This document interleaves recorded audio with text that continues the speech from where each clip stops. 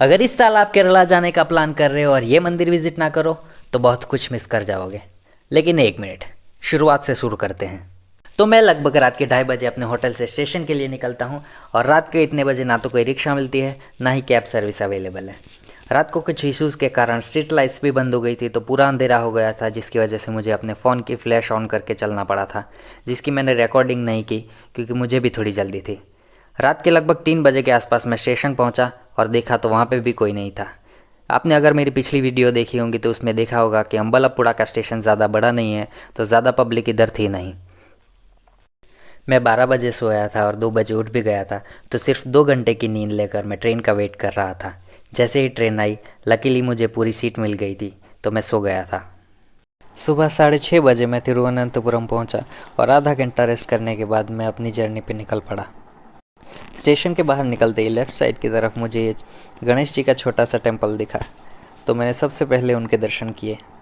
दर्शन करने के बाद सबसे पहले एनर्जी लाने के लिए मैंने एक कॉफ़ी पी और टेम्पल की ओर आगे जाने लगा, जो तिरुवनंतपुरम जंक्शन से लगभग 20 मिनट के वॉकिंग डिस्टेंस पर है।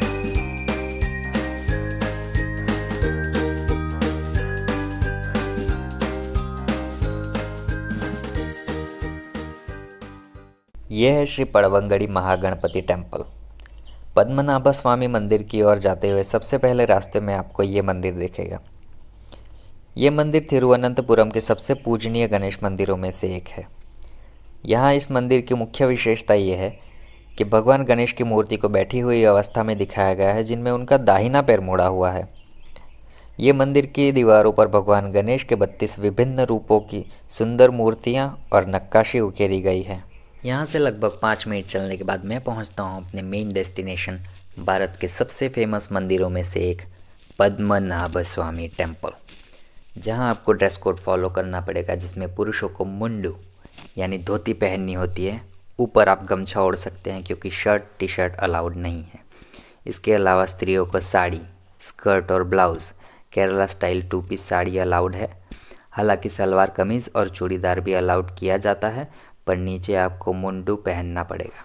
मंदिर के एंट्रेंस में आपको बैग, जूते, कपड़े, मोबाइल फ़ोन्स, कैमरा रखने की सुविधा मिल जाएगी क्योंकि अंदर कुछ भी अलाउड नहीं है। यह मंदिर काफ़ी प्राचीन है, जिसका उल्लेख 9वीं सदी और उसके पहले के अभिलेखों में मिलता है। लेकिन इस मंदिर का वर्तमान स्ट्रक्चर मुख्य रूप से 18वीं शताब्दी में त्रावणकोर के राजा मार्तंड वर्मा द्वारा बनाया गया था। सन 1686 में एक बहुत बड़ी आग लगने के कारण इस मंदिर को काफ़ी नुकसान हुआ था। इसी वजह से राजा मार्तंड वर्मा ने बड़े पैमाने पर इसका रिकंस्ट्रक्शन शुरू करवाया था। इससे पहले सन 1680 के आसपास मुगल कमांडर मुकीलान ने वेनाड, जो बाद में त्रावणकोर बना, उसके दक्षिणी क्षेत्र पर हमला किया था। उसने मंदिर को लूटने और नष्ट करने का इरादा किया था, लेकिन स्थानीय लोगों ने उसे रोक दिया था। इसके अलावा पद्मनाभन थम्पी ने मंदिर को लूटने की कोशिश की थी। ये घटना सन 1729 के बाद हुई थी। पद्मनाभन थम्पी पिछले राजा राजा राम वर्मा के बेटे थे। वेनाड में उस समय मातृवंशीय उत्तराधिकारी यानी मैट्रिलिनियल सिस्टम चलता था, जिसकी वजह से राज सिंहासन का अधिकार राजा की बहन के बेटे को मिलता था, ना कि राजा के बेटे को। राजा राम वर्मा के मृत्यु के बाद मार्तंड वर्मा को राज सिंहासन का अधिकार मिला, जो उनके भांजे थे। लेकिन पद्मनाभन थम्पी खुद को सिंहासन का अधिकारी मानते थे और इसी द्वेष में मार्तंड वर्मा और थम्पी भाइयों के बीच लंबा संघर्ष चला था। इसी दौरान मंदिर के खजाने को लूटने की भी कोशिश की गई थी, लेकिन माना जाता है कि मंदिर के दैवीय सांपों ने उन्हें डराकर भगा दिया था और उनको कभी भी सफलता नहीं मिली थी। इसके बाद सन 1750 में मार्तंड वर्मा ने अपना पूरा राज्य भगवान पद्मनाभ स्वामी को समर्पित कर दिया था और उनके सेवक के रूप में राज्य संभाला था।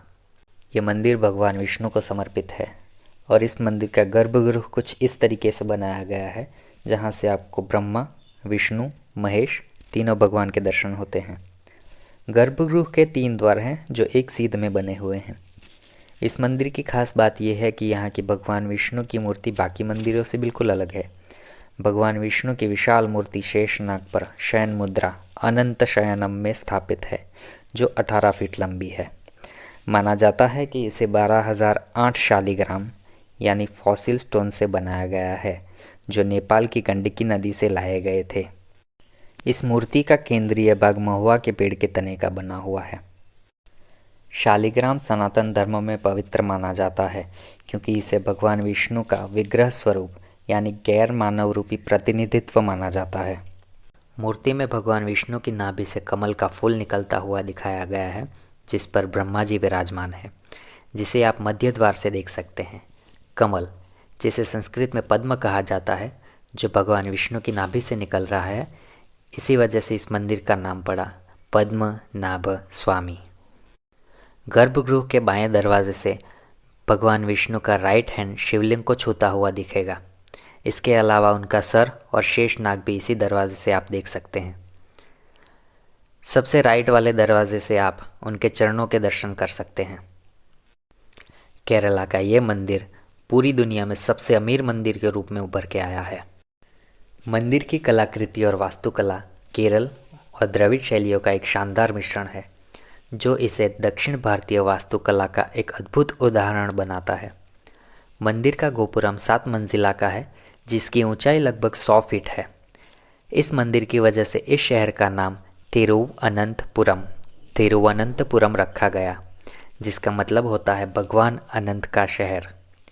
ये मंदिर सिर्फ केरल के नहीं, लेकिन पूरे भारतीय कल्चर को एक अलग पहचान देता है। लगभग 1 घंटा लाइन में खड़े रहने के बाद मुझे भगवान विष्णु के दर्शन हो गए थे। उसके बाद थोड़ा रेस्ट किया, फ़ोटोज़ लिए, वीडियोज़ शूट किए। फिर मुझे थोड़ी भूख लग रही थी तो मैं खाना खाने चला गया, जो मेरे लिए बिल्कुल अलग और स्पेशल होने वाला था, जो आपको मेरी अगली वीडियो में देखने को मिलेगा। ऐसे ही और वीडियोस देखने के लिए चैनल को सब्सक्राइब कर ले और वीडियोस को लाइक और शेयर करें। Thank you for watching.